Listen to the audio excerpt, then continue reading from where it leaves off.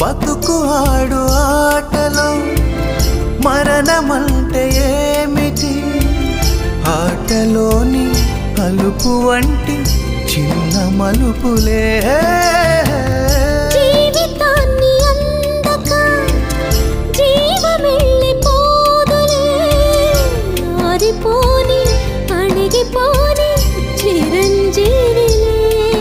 తల నిండుగా శీసులే, ఇక నిండునా ఆశలే. యముని పాశమే బిగుసుకున్నను. మరణమన్నది మరల జననమే. నిండు నూరేళ్ల సావాసం స్వర్గమయ్యింది వనవాసం. దండగుచ్చాను నా ప్రాణం